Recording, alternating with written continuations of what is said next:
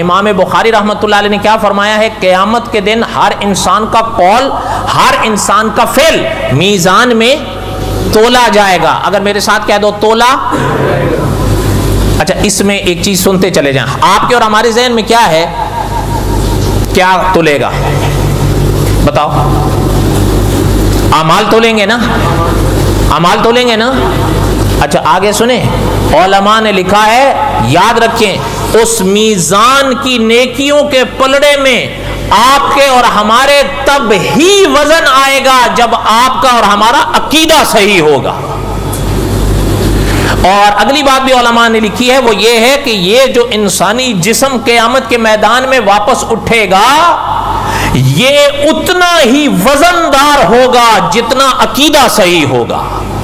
جس وزن کا جس جسم کا عقیدہ صحیح نہیں ہوگا، اس جسم کا وزن ہی نہیں ہوگا۔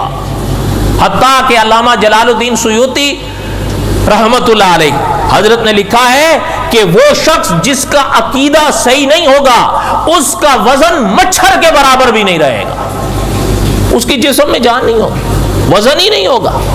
پتہ چلتا ہے کہ جس طرح عقیدے سے روح میں وزن آتا ہے، اسی طرح عقیدے سے اس بولو نا جسم میں وزن آتا ہے۔ اس جسم میں وزن ہوگا تو میزان میں وہ نیکیاں بھی تلیں گی۔ بات سمجھ آئی کہ نہیں آئی؟ اور آگے جو میں نے بات سنائی کہ امام سیوطی رحمت اللہ علیہ نے کہا جس کا عقیدہ صحیح نہیں ہوگا، اس کا وزن مچھر کے برابر ہوگا۔ شاید مچھر کا تو پھر بھی وزن ہوگا، اس کا نہیں ہوگا، اس کا نہیں ہوگا، تو اس کے اعمال کا وزن کیسے ہو؟ ان جملوں سے عقیدے کی اہمیت کو سمجھو۔ عقیدہ صحیح ہوگا تو اعمال میں وزن آئے گا، اور اس قیامت کے دن اس انسانی جسم میں وزن آئے گا۔ خدا نہ کرے اگر اس دنیا میں عقیدہ صحیح نہیں ہے تو انسانی اس جسم میں کوئی وزن نہیں ہوگا۔ آپ اور ہم، یہ جیسے میں نے گزشتہ جمعہ پڑھا تھا، علماء نے لکھا ہے یہ آپ اور ہم جو وضو کرتے ہیں نا، میزان قیامت میں اس وضو کا پانی تک تلے گا، وضو کا پانی تک تلے گا، اس کے قطرے تک تلیں گے تو عقیدہ نہیں تلے گا، عقیدے کا کوئی وزن نہیں ہوگا۔ حالانکہ اصل بہار تو ہے ہی عقیدے کی، عقیدہ ہوگا تو پھر باقی اعتبار ہوگا۔